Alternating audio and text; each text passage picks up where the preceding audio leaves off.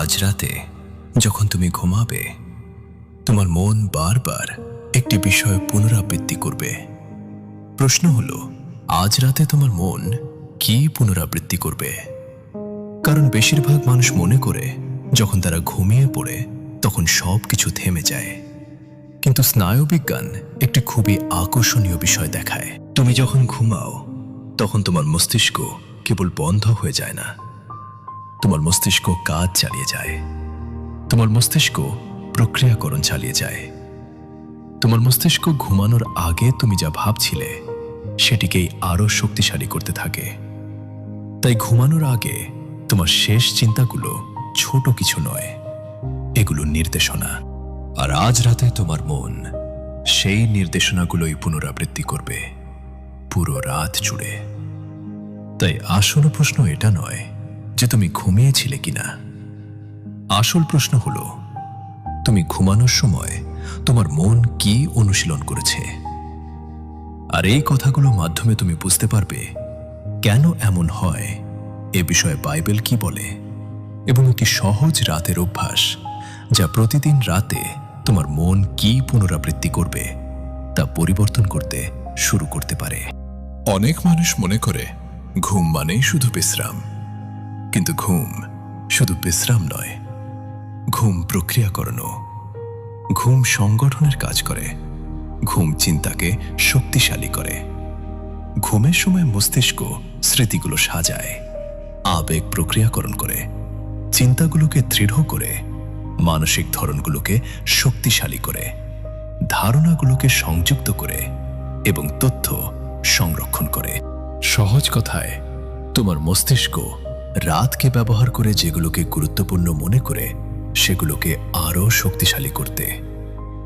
আর তোমার মস্তিষ্ক কিভাবে ঠিক করে কোনটা গুরুত্বপূর্ণ? পুনরাবৃত্তি, আবেগ এবং ঘুমানোর আগে শেষ চিন্তাগুলো। যদি প্রতি রাতে কেউ বিছানায় যায় এই চিন্তা নিয়ে, আমি দুশ্চিন্তায় আছি, যদি এটা ভুল হয়ে যায়, আমি ভবিষ্যৎ নিয়ে ভয় পাচ্ছি, আমি যথেষ্ট ভালো নই, আমার অনেক সমস্যা, তাহলে মস্তিষ্ক বারবার এই কথাগুলো শোনে। আর মস্তিষ্ক বলে, এটা নিশ্চয়ই গুরুত্বপূর্ণ, আমাদের এটা মনে রাখতে হবে, আমাদের এটা শক্তিশালী করতে হবে। এবং ধীরে ধীরে এই চিন্তাগুলো আরো শক্তিশালী হয়ে যায়। ব্যক্তি তার শক্তিশালী করতে চায় বলে নয়, বরং তুমি যা পুনরাবৃত্তি করো তোমার মস্তিষ্ক সেটাকেই শক্তিশালী করে। এটাকে বলা হয় নিউরোপ্লাস্টিসিটি।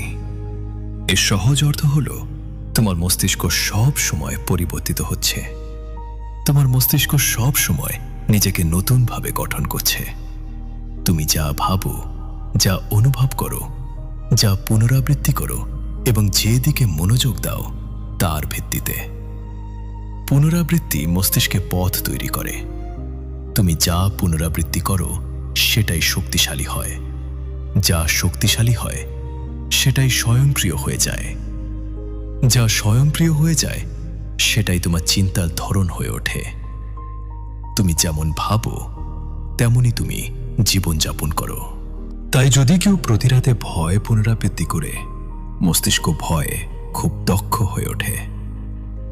যদি কেউ প্রতি রাতে দুশ্চিন্তা পুনরাবৃত্তি করে, মস্তিষ্ক দুশ্চিন্তায় খুব দক্ষ হয়ে ওঠে। কিন্তু যদি কেউ শান্তি পুনরাবৃত্তি করে, সত্য পুনরাবৃত্তি করে, ঈশ্বরের প্রতিশ্রুতি পুনরাবৃত্তি করে, আশা পুনরাবৃত্তি করে, বিশ্বাস পুনরাবৃত্তি করে, তাহলে মস্তিষ্ক সেসব পথ তৈরি করতে পারে। এটা কোনো জাদু নয়, এটা প্রশিক্ষণ। তোমার মন সবসময় প্রশিক্ষিত হচ্ছে। শুধু প্রশ্ন হলো, কে তোমার মনকে প্রশিক্ষণ দিচ্ছে, তুমি না তোমার ভয়? স্নায়ুবিজ্ঞান এই বিষয়গুলো ব্যাখ্যা করার অনেক আগেই বাইবেল চিন্তা ও ধ্যানের গুরুত্ব নিয়ে কথা বলেছিল।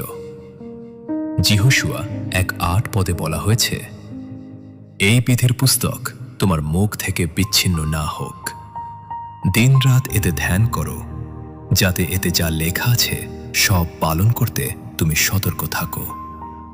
তখন তুমি সমৃদ্ধ হবে এবং সফল হবে। এখানে লক্ষ্য করার বিষয় হল দিন রাত ধ্যান করা, অর্থাৎ পুনরাবৃত্তি, মানসিক মনোযোগ এবং মনকে প্রশিক্ষণ দেওয়া। গীত সংহিতা 4:8 পদে বলা হয়েছে, আমি শান্তিতে শয়ন করব এবং নিদ্রা যাব, কারণ হে প্রভু, তুমি আমাকে নিরাপদে বাস করাও। এটি ঘুমানোর আগের একটি চিন্তা। ফিলিপিও 4:8 পদে বলা হয়েছে, যা সত্য, যা সম্মানজনক, যা ন্যায়, যা পবিত্র, যা মনোরম, যা প্রশংসনীয়, যদি কোনো কিছু উৎকৃষ্ট বা প্রশংসাযোগ্য হয়, সেসব বিষয়ে চিন্তা করো। এখানে শুধু প্রার্থনা করতে বলা হয়নি, বরং এসব বিষয়ে চিন্তা করতে বলা হয়েছে। কারণ চিন্তা মনকে গঠন করে, মন কাজকে গঠন করে এবং কাজ জীবনকে গঠন করে। এখন একটি সহজ রাতের মানসিক অভ্যাস। প্রথম ধাপ, শব্দ বন্ধ করো, ফোন বন্ধ করো, সোশ্যাল মিডিয়া বন্ধ করো, খবর বন্ধ করো। তোমার মন শান্তিতে ঘুমাতে পারবে না যদি তা শব্দে ভরা থাকে। দ্বিতীয় ধাপ, ধীরে শ্বাস নাও এবং শান্ত হও। ধীরে শ্বাস নেওয়া তোমার শরীরকে জানায় তুমি নিরাপদ, তুমি বিশ্রাম নিতে পারো, তুমি সবকিছু ছেড়ে দিতে পারো। একটি শান্ত শরীর একটি শান্ত মন তৈরি করতে সাহায্য করে। তৃতীয় ধাপ, কিছু ইতিবাচক কথা বলো, যেমন আমি শান্তিতে শয়ন করব এবং নিদ্রা যাব, কারণ প্রভু আমাকে নিরাপদে রাখেন। ঈশ্বর আমার যত্ন নিচ্ছেন, ঈশ্বর আমার জীবন পরিচালনা করছেন, সব কিছু মিলে ভালো কাজ করছে। আমি আজ রাতে বিশ্রাম নেব, আমার মন বিশ্রাম নেবে, আমার হৃদয় বিশ্রাম নেবে। আগামীকাল ঈশ্বরের হাতে, তাই আজ রাতে আমি শান্তিতে ঘুমাবো। এভাবে তুমি তোমার মনকে নির্দেশনা দিচ্ছ। মনে রেখো, তোমার মন তুমি যা বারবার বলো সেটাই শোনে। একজন মানুষের গল্প আছে যে বহু বছর ভালোভাবে ঘুমাতে পারত না। প্রতি রাতে সে বিছানায় যেত, ঋণ, সমস্যা এবং যা যা ভুল হতে পারে সেগুলো নিয়ে চিন্তা করে। সে শুয়ে পড়ত, আলো বন্ধ করত, চোখ বন্ধ করত, কিন্তু তার মন চালু হয়ে যেত। যখন চারপাশ নীরব হয়ে যেত, তার চিন্তাগুলো আরো জোরে শোনা যেত। সে টাকা নিয়ে ভাবত, নিজের ভুল নিয়ে ভাবত, ভবিষ্যৎ নিয়ে ভাবত, সবচেয়ে খারাপ সম্ভাবনাগুলো কল্পনা করত। তার শরীর বিছানায় থাকলেও তার মন থামত না। প্রতিদিন সকালে সে জেগে উঠত, ক্লান্ত, উদ্বিগ্ন এবং হতাশ হয়ে। শুধু সমস্যার কারণে নয়, বরং তার মন কখনো সত্যিকারের বিশ্রাম পেত না। একদিন কেউ তাকে বলল, তোমার সমস্যা শুধু তোমার সমস্যাগুলো নয়, তোমার সমস্যা হলো তুমি প্রতি রাতে ঘুমানোর আগে কি পুনরাবৃত্তি করো। প্রথমে সে বুঝতে পারেনি। সে বলল, আমি তো কিছুই পুনরাবৃত্তি করছি না, আমি শুধু ভাবছি। তখন তাকে বলা হলো, তুমি ভাবছো, তুমি শুধু ভাবছো, কিন্তু তোমার মস্তিষ্ক মনে করে তুমি অনুশীলন করছো। এটাই সব কিছু বদলে দিল।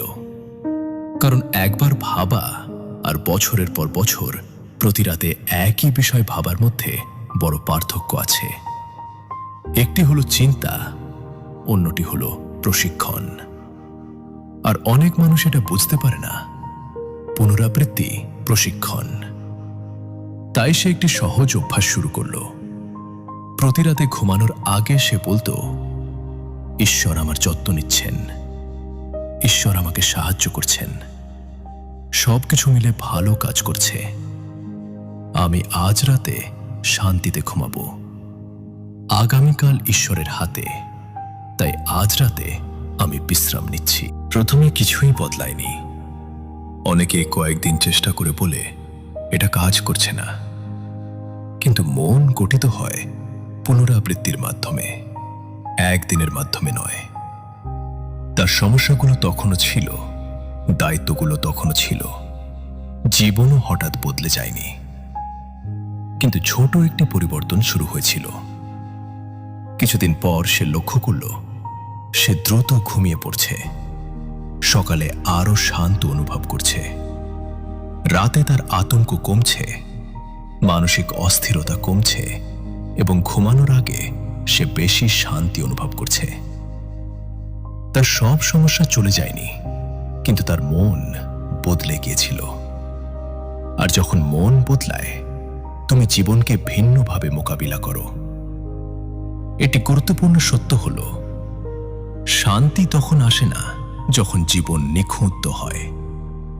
শান্তি আসে যখন মন শিখে কোথায় বিশ্রাম নিতে হয়। সমস্যা হারিয়ে যায় না, কিন্তু আতঙ্ক কমে। দায়িত্ব হারিয়ে যায় না, কিন্তু স্বচ্ছতা বাড়ে। চ্যালেঞ্জ হারিয়ে যায় না, কিন্তু শক্তি বাড়ে। অনিশ্চয়তা হারিয়ে যায় না, কিন্তু শান্তি বাড়ে। অনেক মানুষ রাতে শরীরকে বিশ্রাম দেয়, কিন্তু মনকে নয়। শরীর বিছানায় থাকে, কিন্তু মন ভবিষ্যতে ঘোরে, অতীতে ঘোরে, এমন সমস্যায় ঘোরে যা এখনো ঘটেনি।